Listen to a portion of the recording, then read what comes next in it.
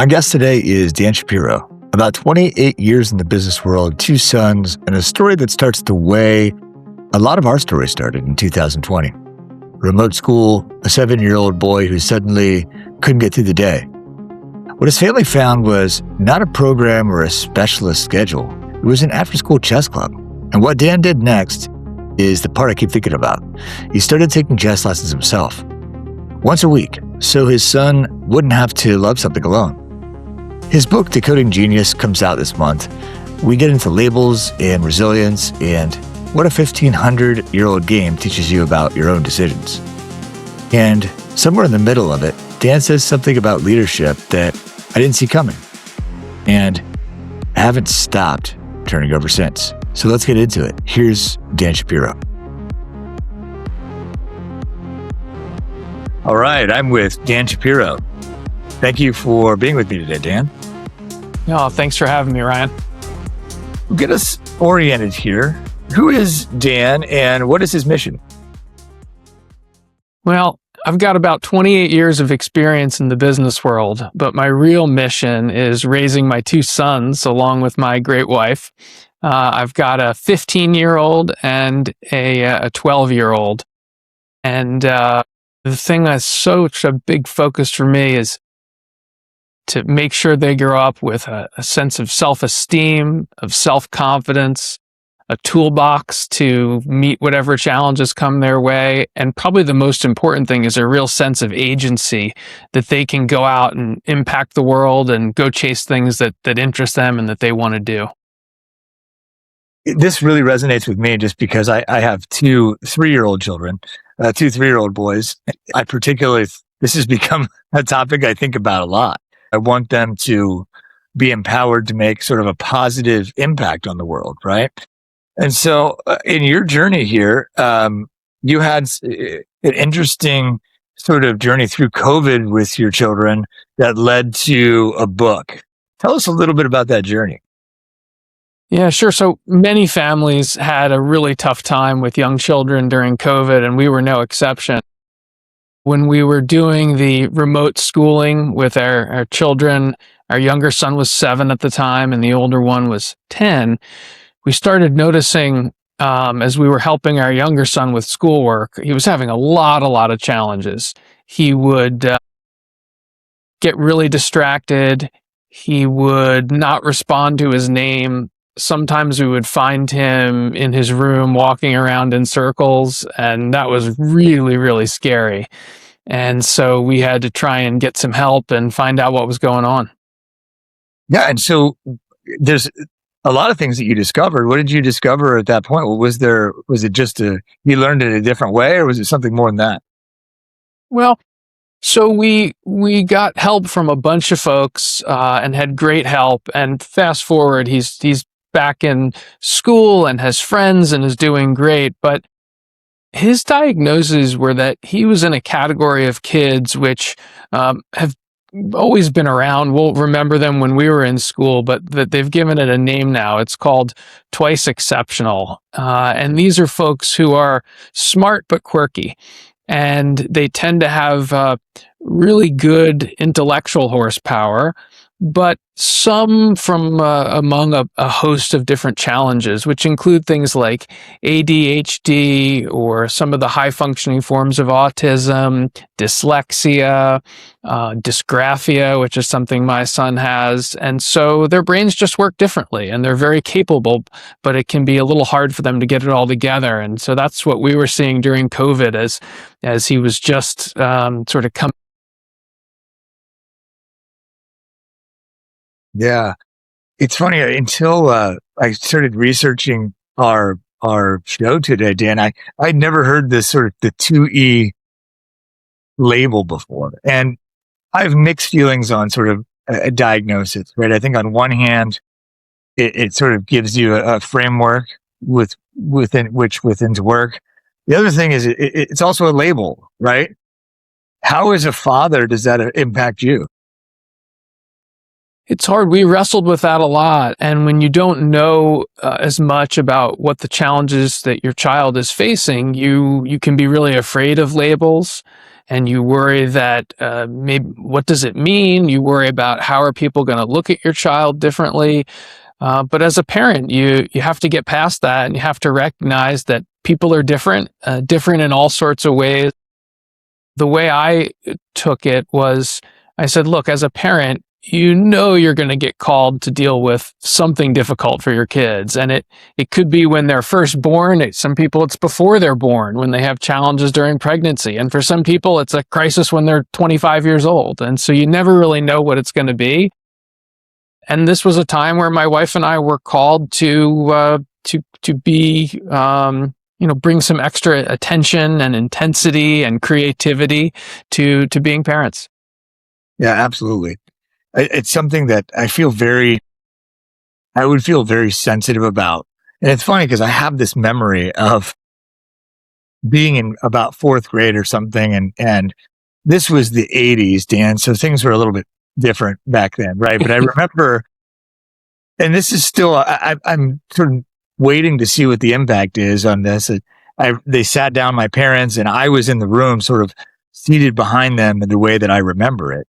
And they said to my dad, we think your son has ADD, is what they called it at the time. And we recommend you put him on Ritalin. And my dad, I remember him like slamming his hand on the table and being like, you don't talk that way about my son, or I'm going to make some idle threat. And I remember thinking, it just sort of instilled in me, that means that it's like a name calling or something like that. Right. And we've come a long way since then, but the stigma on these things is still, I think we have to say that it exists. And for you as a father to sort of balance that and sort of help it not impact your son's identity, what does that look like for you to do? Well, I grew up in the 80s as well, and I remember those times. And my kids now ask me, now that they're in middle school and high school age, they ask me about the 80s, and they said, were they shoving kids in lockers? And I said, absolutely, kids were being shoved in lockers every day. So it is a different time. I'll tell you what has changed my mind on this topic and has made me a little less sensitive to the labels is my son himself. He has dealt with his challenges with incredible courage and directness. He's very, very confident in who he is and what he wants to do. And, it's like if you're around someone who has something that you're not familiar with or it's new to you, if they're really comfortable with it, it can make you really comfortable with it. And that's something that I think my wife and I learned from our young son, that he's just unapologetic and he is who he is. And he, in his own mind, I think, is beyond labels. In his mind, there's not an impact of a label. He says, I am the way I am, and it's fine, and I'm going to be successful, and you can call it whatever you want. And that doesn't impact me. So you described some of the things that were happening during sort of the lockdown of COVID, right? You would see him like walking in circles in his room and some things that just were alarming to you. What told you, based on this sort of behavior, what was the signal to you that the usual paths, the sports, the arts weren't going to be the right fit for your son? Well, as I said, I've always wanted my kids to have this real sense of agency. And I think as part of that, and I didn't read this in any books, it's just intuitive parenting. I felt like part of that is having at least one thing that they can be really good at, where they're the best in their immediate surroundings. They don't have to be an Olympic champion at something, but they should be the best in our little family, maybe the best in their grade, the best in their little school, so that they can feel like, hey, I'm really good at stuff, and then let that confidence and some of the day-by-day skills they learn spread into other areas of their life. And our younger son, he likes sports okay. He plays some. He likes music a bit more, and he does some. But he was not going to be practicing violin 2 hours a day. It just was not a fit for him. And he was actually the one who had remembered before COVID, he had a little experience with the chess club in school. And he said, I think I want to go back to that.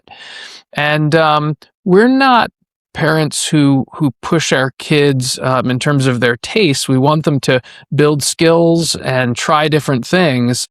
But when he said chess to us, that was just as good as anything else. And what we found was just this incredibly rich history of chess, and that it has been a training ground for a lot of these kinds of skills and mindsets that we wanted to build. For it's 1,500 years old. And so I dove into this, and I think it comes from a place of being sensitive to, there's this stereotype, well, the older child gets all the attention, and then the younger one's left to fend for themselves. Well, my older son is a musician. He plays piano. And I always grew up playing guitar. And my son and I always had that. We would talk music. We'd listen to things together. We'd play music together. And so when my younger son got interested in chess, I didn't want him to feel like that was a second-class idea or hobby in any way. And so I started taking chess lessons myself once a week. I started researching the history of the game and the great players to sort of give myself almost like a chess appreciation class. Like in college, you might take music appreciation or art appreciation. And I really wanted to be there with him as he was pursuing chess, and support him and understand and be able to talk about his games and really, really know what was going on. And through that process, I just discovered this incredible game and a lot of its secrets. I think for him, chess was a place where he could build confidence and know he could get really good at something. And there is that, and then also there are skills within chess that not only give you the confidence of being good at something, being good at anything, but the way chess is structured, it also really teaches you how to get good at other things. It teaches you practice. It teaches you self-reflection. And I'll give you an example. What people who don't play chess might sort of be aware of is it's called chess notation. There's these symbols of numbers and letters that you'll see written out and associated with chess. And what they are is they correspond to each move on the chessboard in a game can be written down in chess notation. And what happens is in a tournament, each player in each game writes down all of their moves and all of their opponent's moves in this chess notation, so that afterwards, by themselves, with the aid of a computer, with their coach, they can review the game and understand what they did well, where they made mistakes, what their opponent did well, what their opponent made mistakes, were there things they could have capitalized on and didn't, and then improve their play that way. And so you think about that skill. If all your kid got from chess was this habit of keeping track of their decisions in a methodical way, reviewing them and improving for the future, that's just a great basic skill that you can apply that to anything. And I really have seen my son apply it to many, many other things. And I can see that chess training, just like someone who goes to law school, they have a lawyer's training and they can apply that different places, or someone who goes to medical school, they have a doctor's training. Well, there is a chess training, a way of looking at things, of making decisions, and of being self-reflective to improve, that really carries over well to many, many other things. So as I was thinking about our conversation today, I was thinking about, okay, chess, like where do I connect with chess? And I remember I got this book and I had it sitting like on my nightstand for years. It was called How to Beat Your Dad at Chess. And I remember the title got it for me because me and my dad, we get along famously, but it was a little rough there in my teen, early 20 years with dad. And he never played chess. But I was not good at it. I just couldn't. But what I was really drawn to about it was, and I didn't even know about the notations until you just mentioned it here, was it gave me what I sort of see as a proving ground of mastery, or that's what it promised. Now, I never did it, but it gave me something to like, okay, here's the game. Maybe I lost, maybe I won, what are the strengths and weaknesses? You spend a lot of time in life with that skill, right? And it just seems so relevant now when you put it in this framework. Gosh, it's taught me a lot of different things. I'd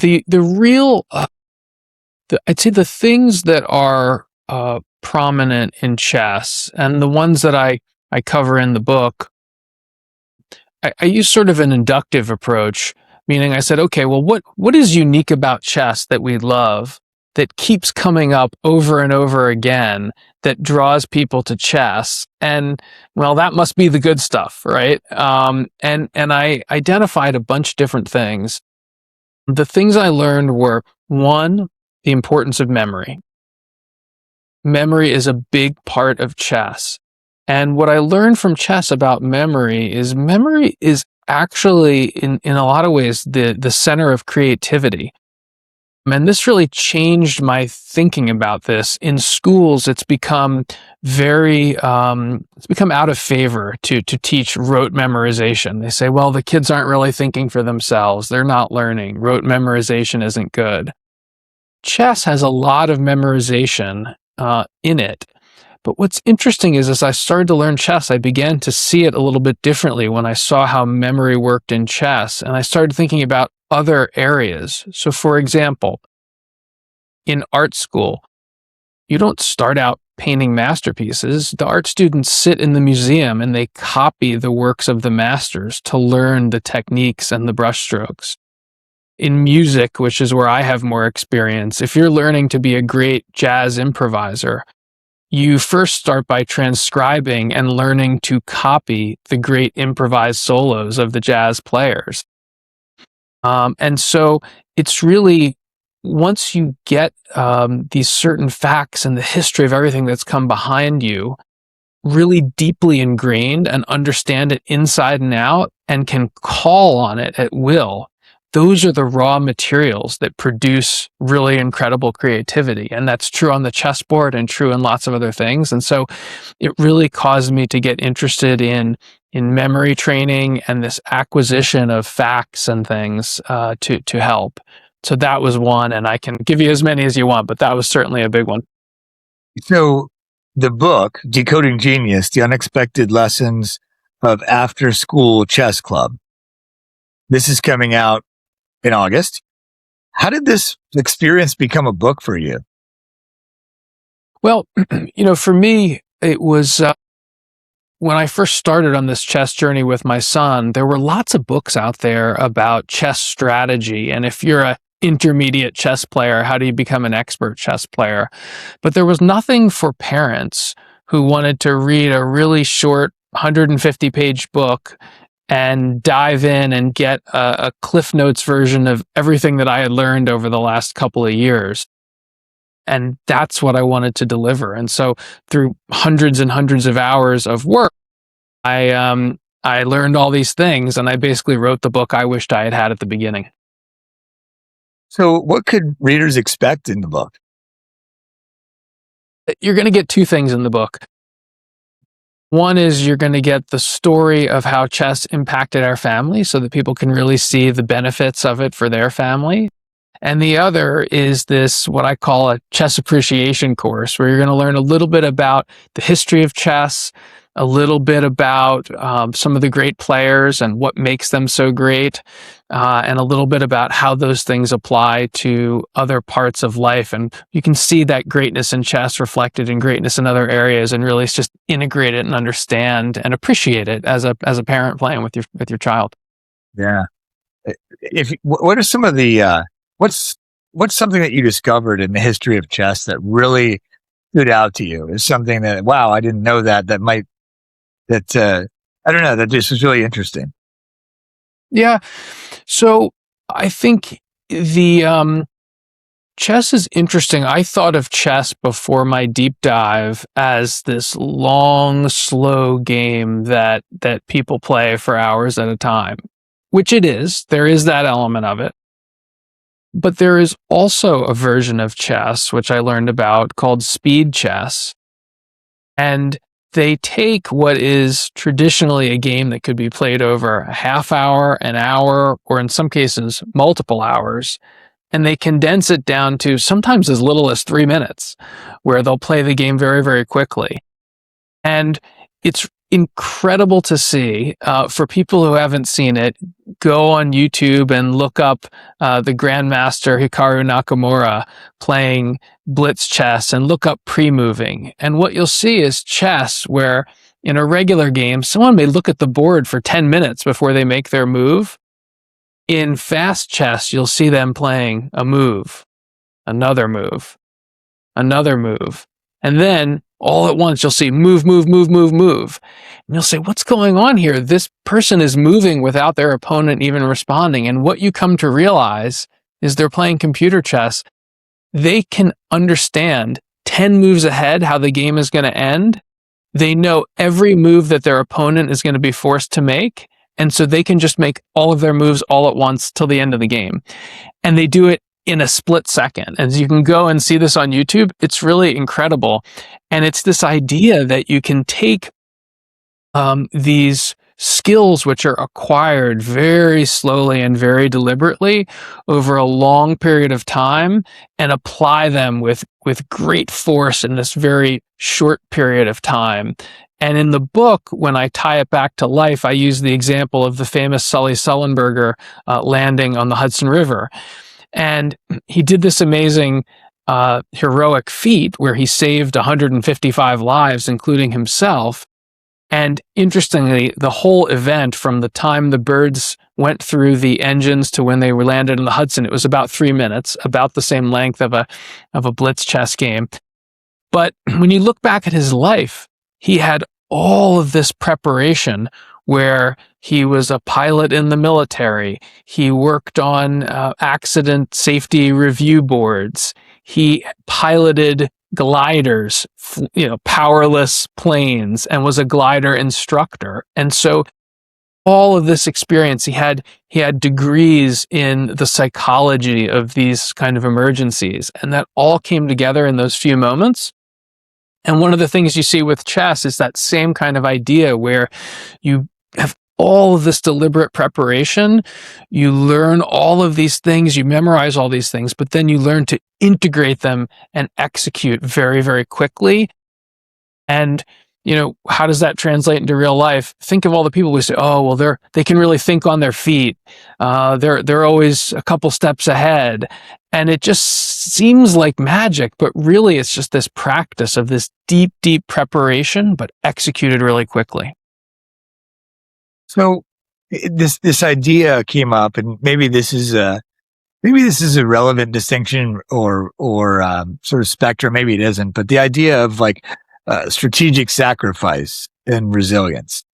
And so, where did you first see the idea that a short-term loss builds resilience actually play out between you and Harry? Well, these chess tournaments, especially when you're starting, they are tough. Okay. It is like when you go into a national chess tournament, it is a sea of hundreds of chessboards, and the kids are in there for hours at a time. It's over many days, and it's absolutely exhausting. I participated in a couple of these just to have the experience myself, and I'll tell you, I've never been as tired as I was at the end of the day. And this year at the National Chess Nationals, it was in Baltimore, I think was a good example. So Harry had a good start to the tournament. He won his first couple of games, and then he just ran into a buzzsaw in the middle of the tournament where he had a couple of situations where he made a couple of moves that weren't perfect, and then the game got away from him and he lost 2 in a row. And at that point, the math of the tournament really said that he was not going to get a medal. He could already tell, even though he was only midway through. But he knew that he wanted to finish strong. He knew that he could come back because he'd had other difficult experiences.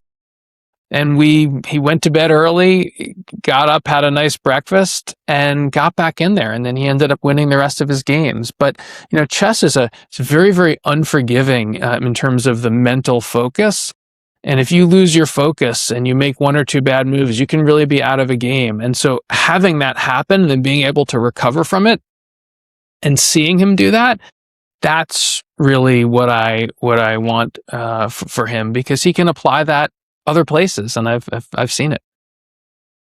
Yeah, I don't know. I mean, I guess I'm interested to what you think, Dan. A lot of us, I'll include myself in this, I would go and try things like chess and be like, well, I'm not very good at that. I guess I'm going to move on to the next thing. I saw it as a signal that this isn't for you.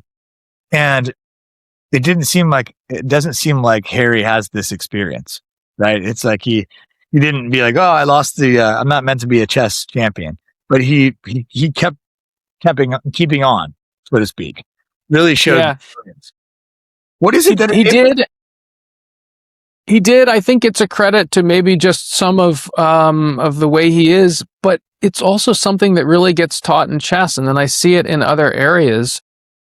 He's gotten, this sounds strange, but he's gotten really good at yo-yo. I mean, really good, where you impress your friends good and do all kinds of cool tricks. I just went to pick him up from camp last weekend, where he was away at sleepaway camp. So even that, for a kid like Harry, who had some challenges with things, for him to raise his hand and say, I want to go away for 3 weeks and be off by myself at camp, that's a confidence. And great surprise, we go there on the last day of camp, where the kids are presenting the things that they've worked on to the parents, and Harry was the lead singer in a rock band. Whoa.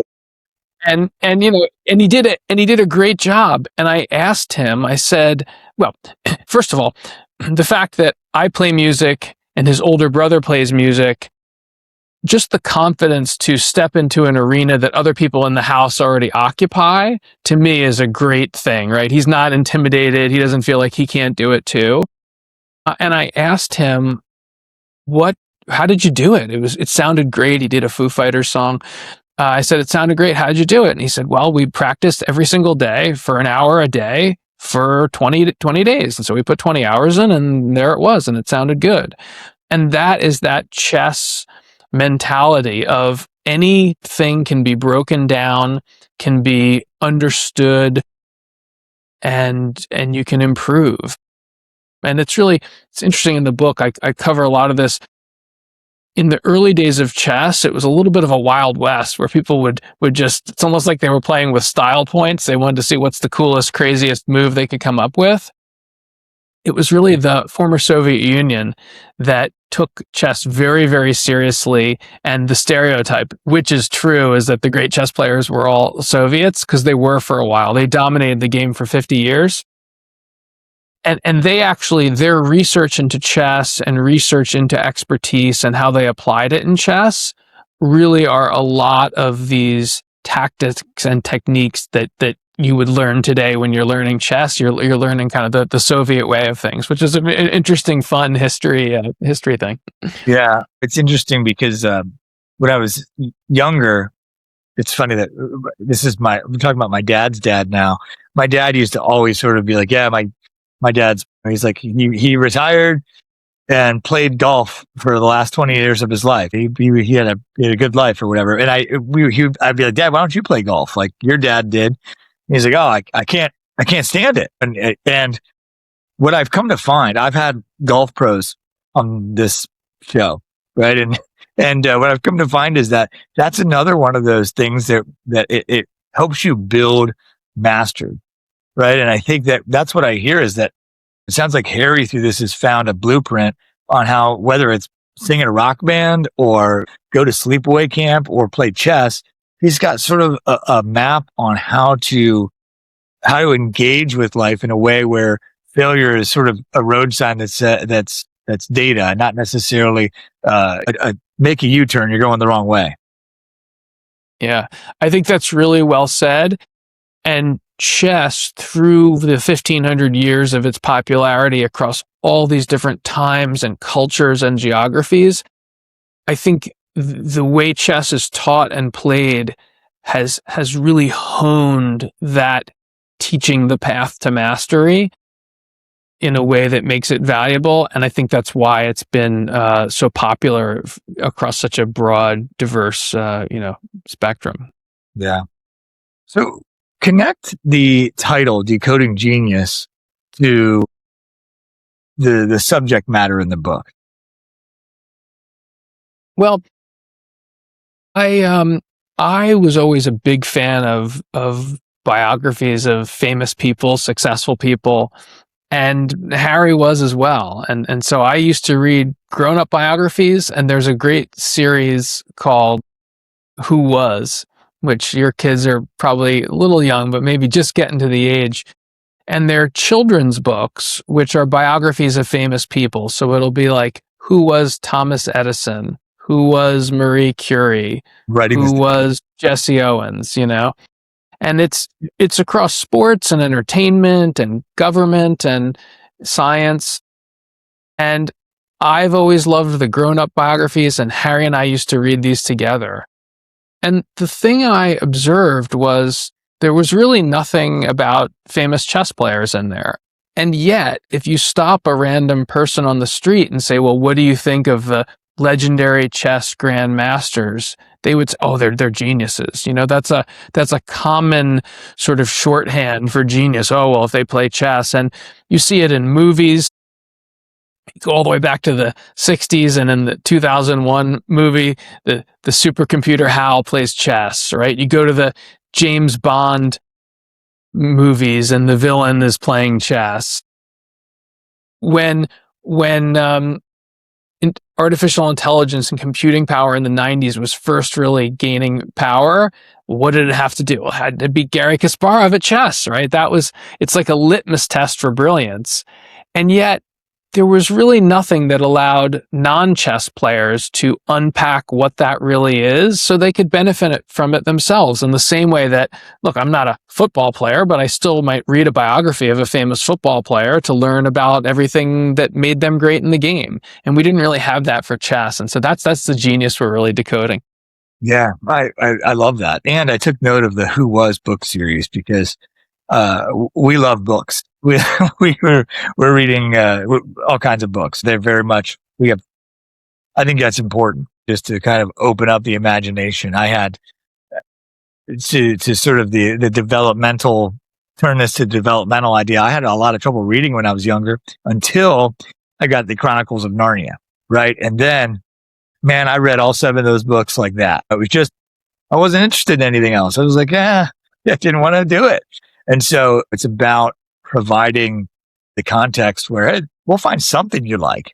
And I happened to stumble into it. That ended up being a big deal. So anyway, just a note there. So we haven't talked about it yet, but one of the things you were talking about reading challenges, I also cover this in the book, but there are a number of studies that the physical activity, the physical brain activity of playing chess does also have some cognitive benefits. There's a number of studies that have shown that playing chess helps kids increase their math scores, their reading comprehension, and we've certainly seen that with our son. His grades have been steadily improving while he's been playing chess. And then for the parent side of it, there's a whole nother body of research which suggests that for older folks, it helps reduce the risk of dementia and keeps your brain active. And so there is, it's almost like lifting weights for the brain. Remember, I was telling you, when you go play in these tournaments, you feel really tired, you feel taxed, and it's, there is something to like a chess fitness that I found in my own experience and seen in some of the. Yeah, so I don't know. Let me just ask what you think about this, Dan, because I've had a meditation practice for 6-7 years now, and that's really helped me just sort of, I don't want to say control's the wrong word, but not be as affected by the thoughts that just come up, the impulses or whatnot. It's helped me in a lot of different ways, but that's one of them I think relevant here. How would you compare the sort of the chess trance or the flow state that comes from a chess game with sort of meditation? Is it similar? Where is it different? Where is it similar? I think from what I know about flow state, you're accessing some of these deeper resources of your brain and blocking out distractions. And that certainly is part of chess, where you are focused on where the pieces are in front of you. You have this reservoir of memory of similar situations. And in that moment, you're trying to be creative about what's the best next move. And so for sure, I think there are some similarities. The other thing that chess gives you are tools. It's unusual first, you're talking about meditation, it's unusual for someone to just start meditating completely on their own. Usually they either have an app, or they have a meditation teacher, or they have a friend who's guiding them. And you have to get some basic tools to be able to do that. Chess offers a lot of these basic tools that help you make good decisions and be in that flow. And as an example, my son, who has ADHD, it tends to make him move a little bit more quickly and be more impulsive. He would tell you that he has learned from chess. He has a series of questions that he asks himself before he makes a move. So he may have an offensive move in mind, but he will force himself to say, okay, well, if I make this move, what am I undefending? If I make this move, how will my opponent respond to what I'm doing? And he has this little checklist of things that he goes through before he makes moves. And that is valuable in chess, but as a life skill, just knowing the power of a simple checklist, of knowing some of your own strengths and weaknesses and where you might miss things, and building these supports around yourself to make sure you make good decisions and take wise action. Just great stuff. And it's right there on the chessboard. Yeah. I've never thought of it in that way before, but it really is. It really is. Has writing this book changed the way that you thought about genius? It has. I think I had a shorthand view of genius, which is common to many, which was that geniuses are born and you have to have this innate talent. And yes, that talent needs to be nurtured, but I would have weighted it really heavily on innate talent. I think what I've learned through chess and through studying even some of the prodigies in chess is that genius is really made, not born. And that it's through this disciplined practice, like I talked about, the techniques that the Soviet chess school discovered. There's probably the greatest female chess player of all time is a woman named Judith Polgar. And there's a new documentary out about her, Queen of Chess, which I would highly recommend. She's brilliant and interesting and charming and just great. But her dad embarked on a mission to actually prove this issue that geniuses are made and not born. And so he intentionally homeschooled, along with his wife, his 3 daughters to try and turn them into chess prodigies, which he did successfully. And in fact, one of them became the greatest female chess player of all time. And so chess really does put you up close to that idea of genius and expertise. How is it built? And you can unpack his specific tactics. He used a lot of play, so wanted them to have fun. He used a lot of questioning and having them think about things. He built a whole system of elaborate chess puzzles that he had his daughters solve to get that memory and have a repeated experience with different situations. He had them play blindfolded, so that they could remember the board and really internalize those positions. He had them play multiple players at the same time so that they could, practice a quick assessment and just move from move to move to move to board and not just be steeped in one board. And there's all these techniques, and you really see that with a good plan and hard work, you can accomplish a lot of stuff. one of my favorite quotes in life, maybe my favorite quote in life, is from the magician Teller of the famous Penn and Teller duo. And hopefully I'll get the quote right, but he basically says, sometimes magic is just spending more time on something than anyone would reasonably expect. Yeah. I don't know if I can really articulate my experience here, but connecting a couple points that I made with your story, I think about like reading, and it had to be like a story I could see myself in, right? And I think about like chess. The way that I initially saw myself into it, of course, I never really got into it, was it's something I could beat my dad at. And I kind of was stopped by those things by it's not for me. And that kind of came from this mentality, which I've slowly disassembled.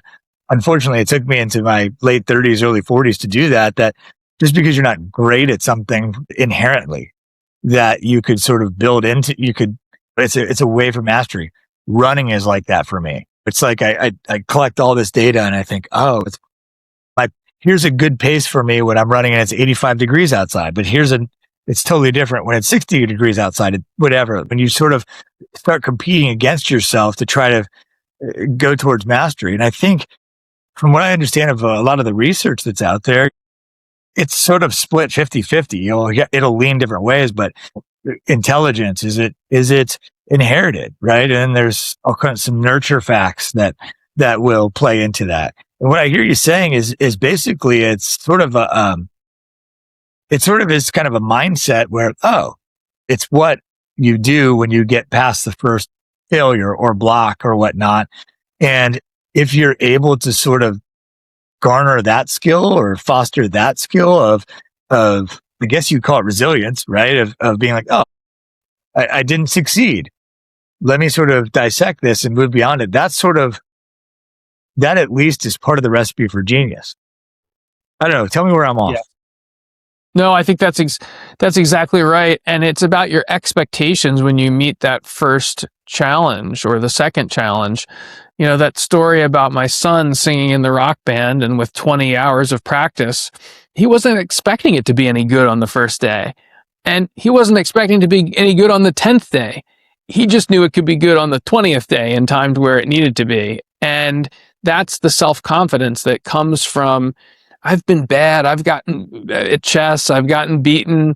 I thought I was good and then I was bad again. I had to relearn some new stuff, but I can push through this and there's something really great on the other side of it. And that is the message. Mm-hmm, absolutely. So for a parent watching their child struggle, maybe they're trying to fit a mold, maybe they're just having whatever struggle, what's the first small step you might advise them to take? It's really hard to be a parent. We have these natural instincts that we want our kids to succeed. I mean, that's kind of why we're here, right? We want to make more humans and have them be more successful and better than the last generation. And we also have this real sense of community and following what other people are doing. And humans have been successful because they've banded together and cooperated and built these societies. And I think when sometimes those things collide with your kids, where one of them's having a challenge and you get stuck in, oh, well, they're not having success in math class in school. And so that means, since it meant something for me or for other people I've seen, well, then you start thinking 10 steps down the road, or you say, oh, well, they have to really be good at sports because that's important and they're not going to be popular in school if they're not. And we just have all of these natural human conformist ideas. And so what I would say that I've learned from this whole journey is just keep an open mind. And it's really forced me to look at my kids and try and appreciate genuinely what they are. And that's easy to say, and everyone says that, but we're all bringing our own lens, our own experience, our own sense of what we want them to be. And so when my son ran into challenges, I was forced to let go of some of that and think more expansively about what a good path could be for him. And I'm glad I did, because it just opened up a lot of things. And I'm sure I continue to make that same error, but hopefully I've learned a bit. I try to think, I went into parenthood and I had this, it sounds sort of lofty, and I think we all start there. And I really wanted to create, my goal as a parent starting this was going into create a space where they could sort of be uniquely themselves. And I sort of see this space where they're not only, there's not only a personality that's like inherently there, tendencies that are certainly there. I acknowledge that, but there's also like oh, I'm going to try this identity on. Maybe I'm like this, and maybe I'm like this. And I think that one of the things I hear you saying, because I come up against this, I'm like, how do they know? How are they going to know what they're actually going to sort of latch onto and whatnot? And where do I hold the guardrails? These are things I'm considering, maybe preemptively. But sort of what I hear you saying is that make it as broad as possible and have them sort of articulate in that parental child relationship the meaning of things to them to help them process it. I don't know. How's that land with you? That's right. You really got to let them explore and find things and keep an open mind. And sometimes Harry even catches me still falling into the old traps. I mentioned he's gotten really into yo-yo, and he had a belt clip for the yo-yo. And I said, Harry, you cannot carry your yo-yo around on a belt clip. And he goes, too nerdy? I said, yes. And he said, Dad, embrace it, because this nerdy ain't going away anytime soon. That is awesome. I love that. And so he's proud. Yeah, he's proud. He's proud of, he knows who he is. He's proud of who he is, and he's unapologetic. And what's interesting is sometimes I try to, not intentionally, but sometimes I might, like in that sense, try to stifle who he is. But what happens is when he is who he is, people come up to him and are like, wow, like, well, you've got a yo-yo, show us some tricks. What are you doing? And sometimes I just have this conformist, regular human reaction to things. And when really he's got the right idea, and different is sometimes even better than being great. Being different is worth a lot. And he'll start up conversations with people and makes relationships really quickly. And I've just learned to let him be him. And that's a hard thing as a parent. Yeah. I even look back and I remember sort of having the thought, maybe I'm able to articulate it better now, but I think about chess club when I was in high school or whatnot. I was like, at first it would be like, that would be really cool. Like I had this interest in chess. It was sort of, I had an instinct that it was a space where I could focus and improve. I sort of knew that at an instinctual level. And then then the next level came, and it was like, yeah, but you're not really a nerdy guy, and you're not smart enough, and all these other things. And I didn't do it. And that's probably why I joined the drama club and all the other things, is because I didn't have there was no way for me to validate it. I would love to have done all of those things. And I had friends who did, which is interesting but I just didn't see myself in that. So I think that broadness, I think that's huge. And I love that Harry told you this nerdiness isn't going away. That's like, hey, this is who I am, Dad. And like, him feeling confident enough to say that, that's number one, that's a huge kudo for you, Dad, I think. I'm like, wow, I'm sitting here thinking, how do I get there with my boys or whatnot? But I think that's good because he's very comfortable about who he is. Totally unapologetic. And I really, if there's something that parents take away, it's just that by thinking a little bit more broadly, by trying different things, I think my book is directed at a group of parents where they have kids where chess could really be that thing that, like it was for our family, it unlocks this self-confidence. And then it's not going to have them pigeonholed into being nerdy. It's given Harry the confidence to sing in front of a rock band. And so it's not just a one-way street.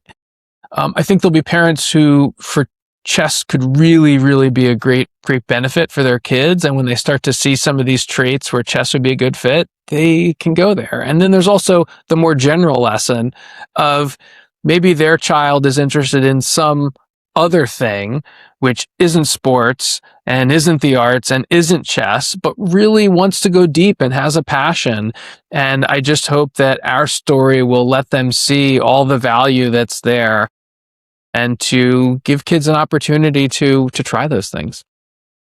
I really think that this conversation has given me sort of language to express is that it's not necessarily about the chess.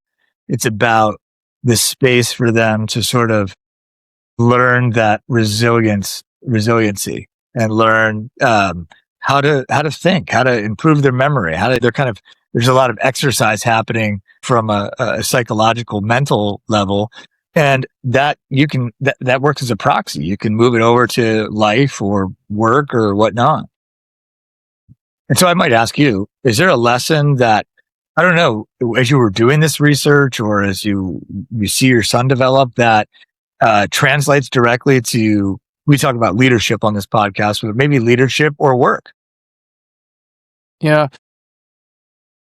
I would take that lesson about giving your kids space and being more open-minded about where they might be good. And I think you can take that all the way out into the broad, not just leadership in the family, but leadership in the workplace, leadership in other areas where so often we have someone on our team that we get frustrated. They're not doing things the way we would do it. They're not fitting into the mold or the role that we had them in, but they can be incredibly talented in other ways. And to really be an even more powerful leader would be to not be afraid to move the pieces around, to let people try different things, and to be open to the idea that their best use, their best talent might not be the thing that you had in your mind, and to really stay open. And I think just like we fall into that trap as parents, I know we fall into it as leaders in other places. I really appreciate tying it back to your comment about that. You can't wear the yo-yo on your belt, right? Because I think, Dan, you really show that, the awareness there for you was, wow, I'm still limiting how broad this could be, right? And really translating that to work or whatnot, there is sort of, I'm interested. I'm having a kind of ongoing written conversation with a woman on LinkedIn, and we're talking about there's like a right way to do certain work, and neurodivergent people, ADHD or autistic or whatnot on that spectrum, they might have a different way to do it that is just as effective, but there's sort of this standard way of doing things. And I think that's one of the ways that sort of, even we have the best of intentions, right? You're trying to sort of protect your son there, but he's like, hey, this is where my yo-yo, this is, I'm going to wear my yo-yo, right? And we're able to identify that. I think there's a huge lesson in that there. We had another moment like that, which I think has leadership lessons also. There was a full school talent show. And Harry comes to us and says, I want to be in the talent show. And his idea is he's going to get up there and throw paper airplanes. Kids are playing music, they're dancing, they're doing all this stuff. And Harry says, I'm going to throw paper airplanes. And as a parent, just your heart sinks. Yeah. My God. Harry, man, what are you doing? But he was set on this. Yeah. We let him do it. And the whole school went crazy. They loved it. They absolutely loved it. To this day, I don't know why, but people were cheering for him. And for something, they found it refreshing and interesting, and something about what he did and the way he did it was the right thing for the moment, even though it sounded horrible to us as parents. And you think about our teams at work, we want the crowds to be cheering, right? Deliver that amazing result. And that's such a good example of, in work, I would have been the 5th best guitar player that day. But Harry did something that was really different and really original and really memorable. And I think, people who bring different ideas in the workplace to us as leaders, we can be open and sometimes really find some magic there. Yeah, absolutely. What do you think is what's the fear behind that? Because I think that there is, if we, as a parent, maybe this is the question I'm trying to ask, is that when Harry comes to you and says, for the talent show, I'm going to throw paper airplanes. What is the fear? There's something that's like, are we going to let him do this? Like is it protection? Is it like, what is that? You've probably picked this up. I tend to have a, almost like an evolutionary lens on a lot of this stuff. So as why are we standing on the sidelines at the soccer game and cheering loudly? It's because we want our kids to be successful, right? It's just an evolutionary drive. And I think alongside that is humans they group together and they cooperate. And that's a good thing. It's a powerful thing. It's why we've built all these cities and all this amazing technology, and why, even though we were smaller and weaker than a lot of the other animals, we were able to work together and hunt and build shelter. And so I think there's just this powerful human drive towards conformity, and maybe the nice side of conformity is cooperation. And you sort of view, if you're bucking the trend, you're stepping outside of this really important human cooperation that's just back to caveman days. And so I think with our kids, when we see them, quote unquote, not in cooperation, I think it's really hard, and it strikes a danger chord within us.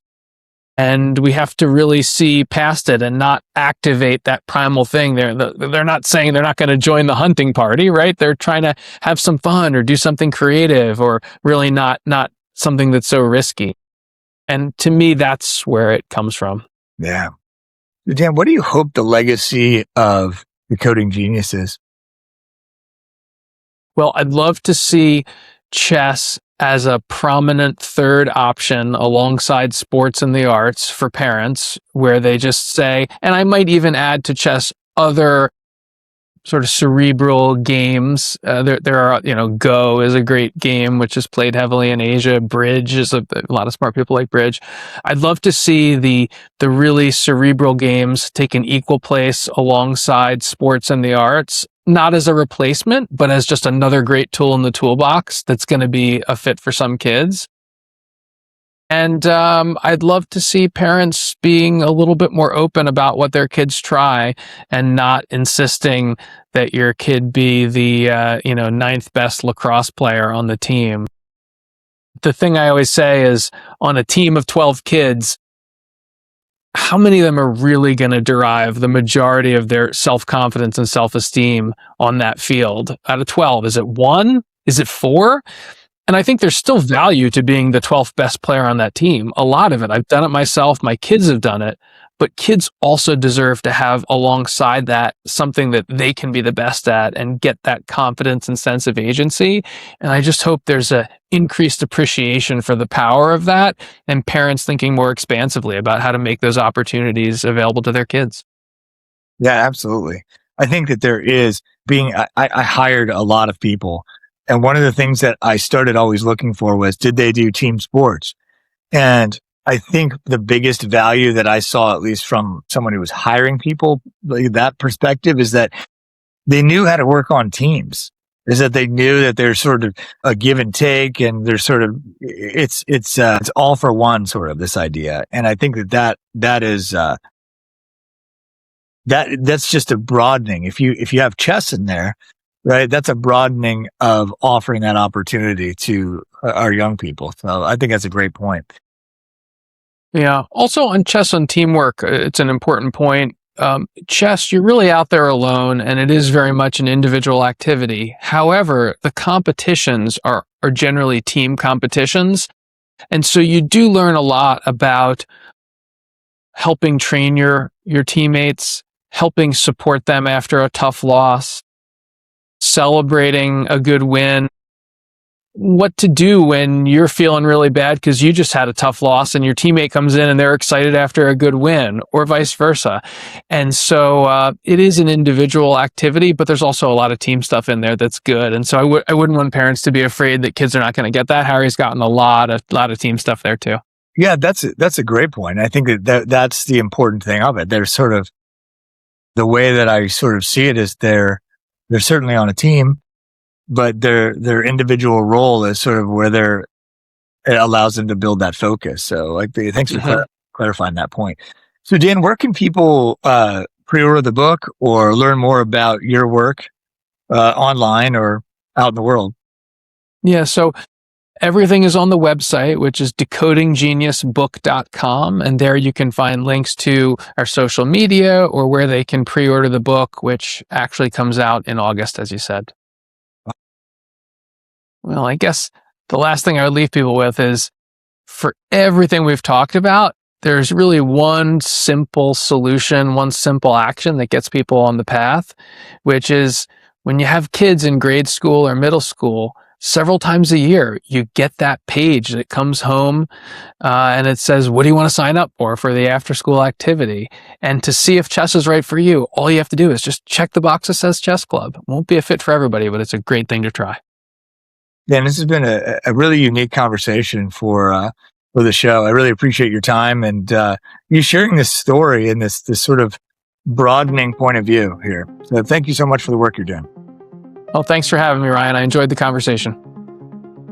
I really loved when Dan said, don't be afraid to move the pieces around. He was talking about his son, but he was also talking about the person on your team you've quietly filed under not a fit. The rule was your guess. Guesses could be updated. Dan's book is Decoding Genius, The Unexpected Lessons of After-School Chess Club. It's out this month, and everything is at decodinggeniusbook.com, and the links are all in the show notes. Thank you for listening. We'll see you next week on the Personal Success Podcast.